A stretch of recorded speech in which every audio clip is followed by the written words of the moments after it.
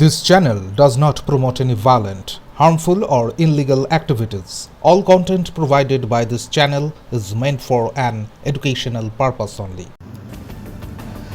ধর্মকে রক্ষা করতে হাতে অস্ত্র তুলে নিতে হয় বললেন বিজেপি নেতা সজল ঘোষ। রামনবমীতে কলকাতা হাইকোর্টের নির্দেশ অমান্য করে সশস্ত্র মিছিলের পক্ষে সওয়াল করলেন বিজেপি নেতা সজল ঘোষ। বললেন, ধর্মকে রক্ষা করতে হাতে অস্ত্র তুলে নিতে হয়। রবিবার সকালে হাওড়ার কদমতলা থেকে রাজাতলা রাম মন্দির পর্যন্ত একটি রামনবমীর মিছিলে অংশগ্রহণ করে এমনটাই বললেন বিজেপি নেতা সজল ঘোষ। তৃণমূলকে কটাক্ষ করে তিনি বলেন, ঈদের দিন হিন্দু ধর্মকে গন্ধা ধর্ম বলেছিল। হিন্দুত্ব নিয়ে তাদের কিছু বলা সাজে না। আজ হাওড়ার রাজাতলায় রাম মন্দিরে আসেন তিনি, পুজো দেন।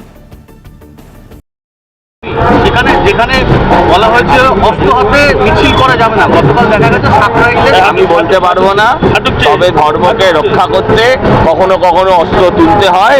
সে অস্ত্র যে যাই বলুক, অস্ত্র ধর্মকে রক্ষা করতে যদি তুলতে হয় তুলতে হবে।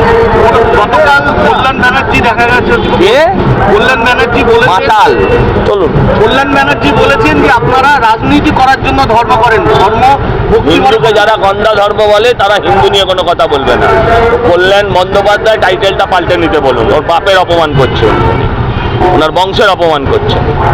আর সারাদিনে কি হবে, কত মানুষ নামবে বলে শান্তিপূর্ণভাবে রামনবমী ধুমধাম সহকারে সারা ভারতবর্ষের সঙ্গে পশ্চিমবঙ্গে পালিত হবে।